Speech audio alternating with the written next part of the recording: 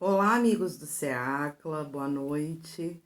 É com muita alegria que nos encontramos aqui para mais um estudo do livro Jesus no Lar. Hoje estamos no capítulo já 23. Cada semana a gente avança um capítulo com grandes elucidações e mensagens que nos tocam o coração, que nos fazem meditar e principalmente que devem nos motivar a nos transformarmos. Hoje, o capítulo é intitulado Os Mensageiros Distraídos. Então, vamos ler para que a gente possa entender a mensagem de Jesus nesse instante. Os ouvintes do culto da Boa Nova discorriam sobre as polêmicas que se travavam incessantemente em torno da fé, nos círculos do farisaísmo de várias escolas, quando Cristo, dentro da profunda simplicidade que lhe era característica, narrou tolerante.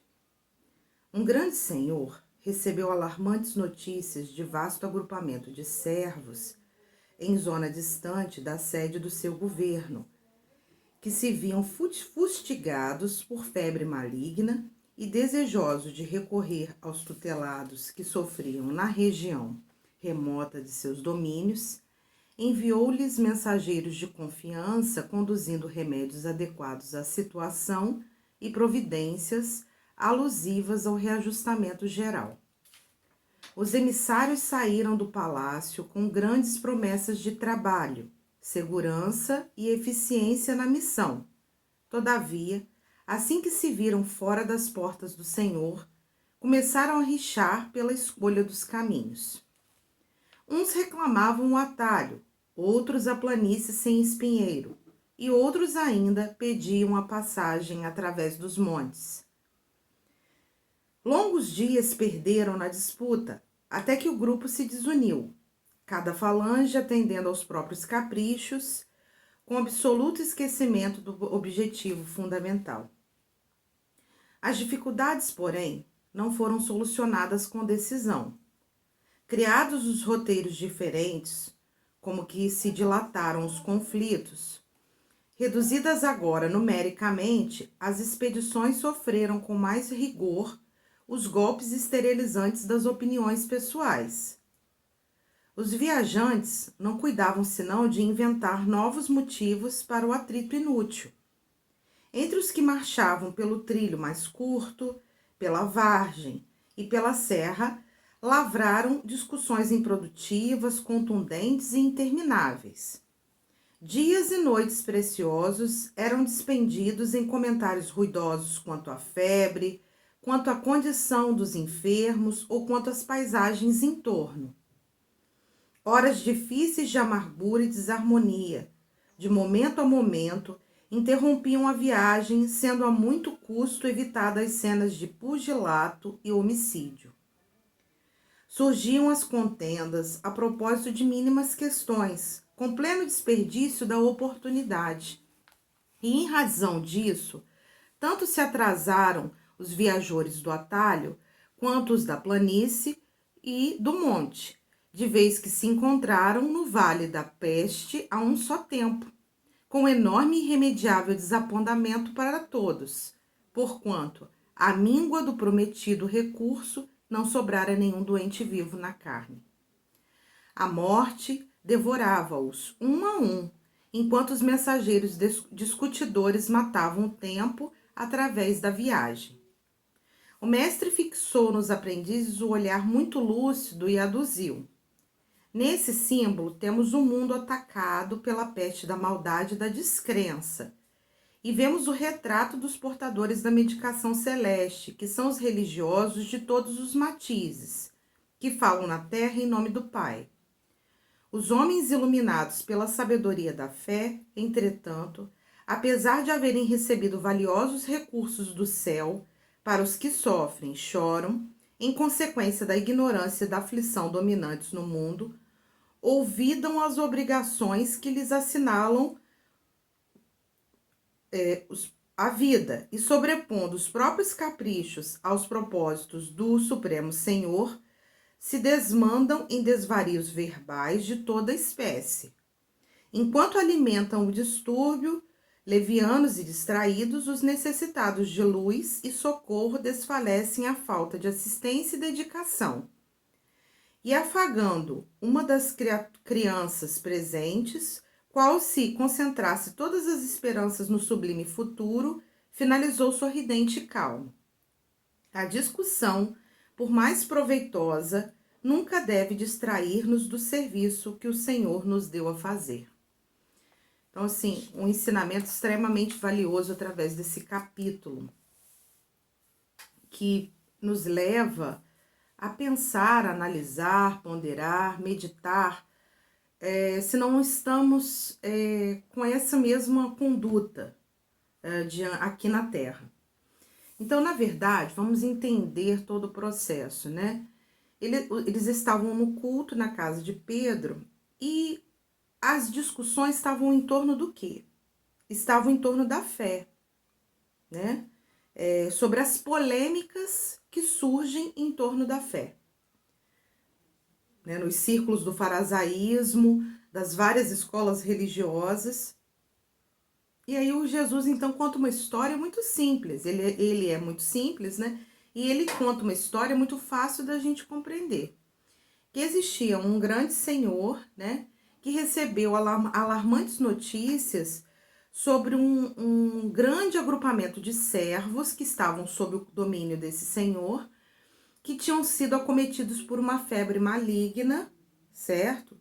E aí ele ficou com um desejo, esse senhor, de ajudar esses servos que estavam mais distantes e estavam doentes por essa febre maligna. Então, o que ele faz? Ele envia mensageiros da sua confiança, de quem ele acredita que poderiam ajudar, auxiliar, dar assistência, levando remédios, cuidados, para que aquelas pessoas, aqueles servos doentes que estavam distantes, pudessem, então, se recuperar, se reabilitar. E aí, assim, aqueles emissários do Senhor saem com os remédios, né, os alimentos, todos os materiais e a dedicação total do templo lá, onde estava o Senhor, do palácio, com grandes promessas de trabalho, de segurança, de eficiência, de realizar com sucesso aquilo que o Senhor pediu. Só que quando eles cruzam a porta do palácio, começam então as rixas, as discussões sobre o caminho, que caminho pegar. Uns queriam ir por um atalho para chegar mais rápido, outros achavam que pela planície e outros pelo monte. Então, começa cada um trazendo a sua opinião, querendo que a sua opinião prevalecesse. Isso é fruto do orgulho, né, dos caprichos. E aí cada um ficava gastando longos períodos, longas horas, tentando convencer os outros em discussões. E aí o que acontece? Depois de longos dias perdidos nessa disputa, esse grupo então se desune. Um grupo grande, então, se separa. Há um racha nesse grupo e eles ficam em 3 grupos. Um grupo segue no atalho, o outro na planície, o outro no monte. Bem, seguiram, né? Devido aos seus próprios caprichos, as brigas que se estabeleceram, as disputas, porque a minha opinião tem que prevalecer, eles seguiram. Importante, eles acabam esquecendo dentro desse processo, dessas discussões, dessas contendas, de a minha opinião é que vale, eu acho melhor que faça isso, eu acho melhor que faça aquilo. Eles esqueceram do objetivo fundamental deles, que era chegar a tempo para ajudar as pessoas doentes. Só que, o que aconteceu? Criados roteiros diferentes, aí dilatam-se os conflitos, porque aí os 3 grupos, separadamente, nos grupos menores, começaram também as discussões entre os grupos menores, as pessoas dos grupos menores. E aí eles começavam, né? opiniões pessoais, o que que eu penso, porque tem que valer o que que eu acho, os atritos inúteis surgiam. Aí um falava que precisava ir, por que dessa febre, o outro dizia da condição dos enfermos, o outro falava das paisagens, discussões improdutivas, inúteis, sem necessidade, intermináveis. Então, daquele grupo grande se rachou em 3 e nos grupos menores ainda também tinham discussões. Isso fez com que eles perdessem longo tempo, dias e mais dias, dias e noites nessas discussões, nessas opiniões, que a minha opinião tem que prevalecer, e enquanto isso tá lá os sofredores aguardando a ajuda. E chegou, né, na verdade, quando se estabelece um clima assim num grupo de trabalho, a gente sabe de contenda, de briga, de minha opinião tem que prevalecer, e aí o outro fala, e aí tem que se opor, sempre tem que se opor, sempre tem que fazer resistência. Começa a estabelecer nos corações das pessoas a amargura, a tristeza, o desânimo, aí você já não tá muito mais afim, a desarmonia. Isso é muito ruim. Isso é muito ruim. E aí, assim, eles brigavam tanto, eles discutiam tanto, que até cenas de violência e homicídio tinha que se fazer muito esforço para poder evitar. E assim, começou a surgir contendas a propósito das mínimas questões. Às vezes a gente se coloca assim numa equipe de trabalho. Tudo me incomoda, tudo não tá bom, nada tá bom. Só o que vale é o que eu penso. Só o que vale é a minha opinião, né? E aí eu já me coloco numa posição de que o que a liderança disser eu vou ter que me opor, porque é assim que eu sou. E a gente não percebe que a gente está minando uma equipe dessa forma, né? A gente está sendo abertura para espíritos de ordem inferior, para que o trabalho se desfaça e a gente não atinja os nossos objetivos. Então a gente tem que tomar muito cuidado se eu não estou arrumando encrenca, é essa palavra, pelas mínimas coisas, que não é nem necessidade tem de eu arrumar, né? Essa encrenca, essas contendas, essas brigas, essas, né, alfinetadas. E aí, assim, em pleno desperdício da oportunidade, do tempo, o que aconteceu na história que Jesus contou? Os 3 grupos demoraram muito dentro desses processos de discussão improdutiva e eles chegaram até ao vale das pessoas doentes com a febre. Mas chegaram depois de muito tempo, muito atrasados, e chegaram ao mesmo tempo. Isso assustou. Então, quer dizer, o que dizia que o atalho era melhor, o que dizia que a planície era melhor, o que dizia que o monte era melhor, não mostrou, porque todos chegaram no mesmo tempo, só que chegaram atrasados. E o que aconteceu? Houve um espanto geral, porque quando eles chegaram lá, a morte já tinha levado um a um daqueles doentes, que mataram o tempo, mataram as oportunidades e, na verdade, não conseguiram cumprir a tarefa que foi então confiada. E aí Jesus então fixa os olhos nos aprendizes e ele fala de uma forma tão clara aqui que não tem mais o que a gente pensar. Nesse símbolo, quer dizer, nessa história, eu quero chamar a atenção para quê? É o que Jesus está falando. Nós temos o mundo, a terra, sendo atacada pela peste da maldade e da descrença. Um mundo de provas e expiações, em que o mal sobrepuja o bem, que está escrito no Evangelho, a maldade campeia, a descrença também, o materialismo, né? A ambição, o orgulho, o egoísmo. E nós vemos que quem são os portadores da medicação celeste? Medicação celeste. São os religiosos de todas as religiões da Terra. são aqueles que se matricularam nas escolas religiosas da terra, seja ela qual for, e que são, na verdade, eles falam em nome do Pai na terra.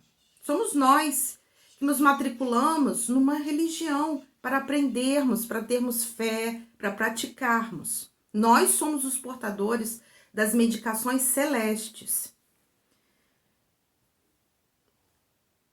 Os homens iluminados pela sabedoria da fé, entretanto, nós somos então iluminados pela sabedoria da fé.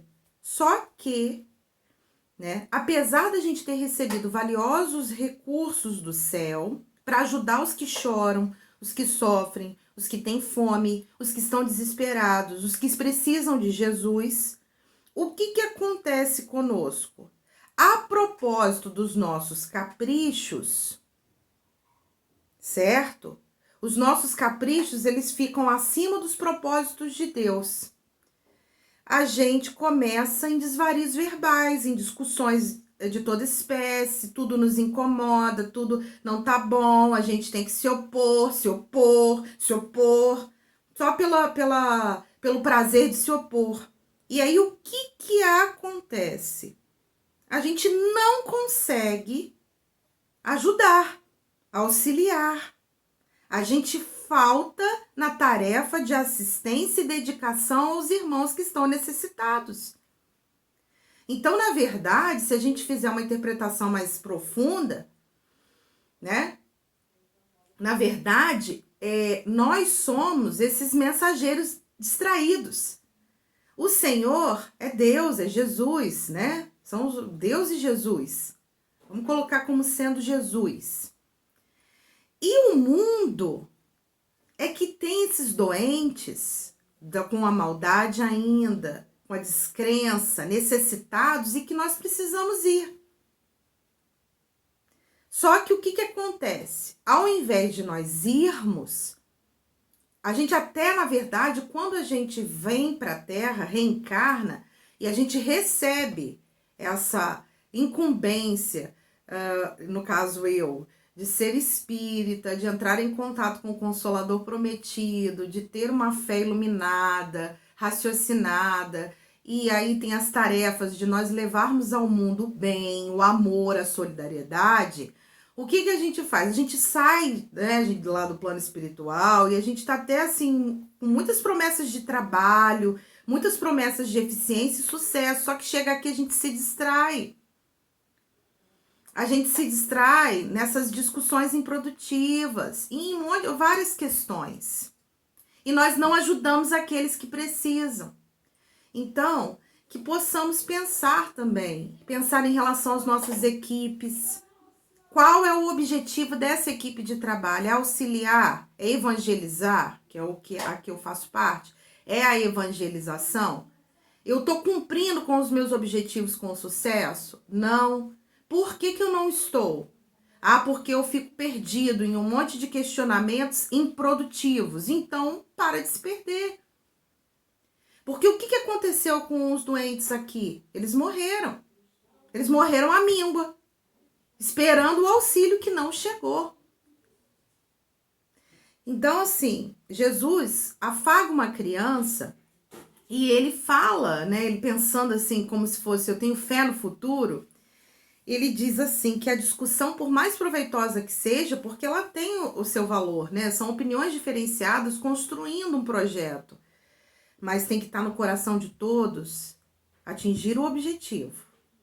Nunca deve se distrair do serviço que o Senhor nos deu a fazer, porque senão o serviço vai ficar sem fazer. Então, assim, que nós possamos pensar, né? O mundo tá aí. Infelizmente ainda, o mal tá por toda parte. A descrença, a desesperança, o desânimo. Nós somos aqueles matriculados nas escolas religiosas e que precisamos levar as medicações celestes. Então não vamos perder tempo com discussões improdutivas, que não nos levam a nada, que não traz nada de positivo nem para mim, nem para o irmão que está necessitado de ajuda. Senão eu vou perder tempo, eu vou perder oportunidade e depois eu vou responder por isso. Então, assim, que a gente possa pensar bem. Neste livro aqui, que foi lançado agora, não sei se está todo mundo vendo, nos rumos, né? No rumo do mundo de regeneração, foi lançado agora em setembro de 2020, pelo nosso querido Manuel Filomeno de Miranda, que é um repórter do plano espiritual, pelas mãos maravilhosas de Divaldo Franco, eu estou estudando. E o Manuel Filomeno, ele está dizendo claramente, para que nós possamos passar por esse caos que está estabelecido na Terra, e ele explica o porquê do caos, que nós possamos ter solidariedade e amor para termos equilíbrio emocional. E também nesse livro está explicando todo o planejamento da espiritualidade maior em auxiliar a todos aqui na Terra, seja no sofrimento que for, em uma organização, num projeto de auxílio, de assistência, de amor, de luz, muito bonito. Os espíritos superiores estão a toda parte, auxiliando a todos nós encarnados que estamos aqui na Terra, né? Passando por esse momento difícil, esse momento que exige paciência, perseverança, fé, trabalho no bem, pensamentos no bem. Imagina se esses espíritos se perdessem no meio do caminho, com discussões improdutivas. Eles não nos ajudariam. E nós estamos muito necessitados do amor e do auxílio desses irmãos desencarnados de ordem superior que estão fazendo de tudo para que a gente possa ficar bem. Muita paz e muita luz.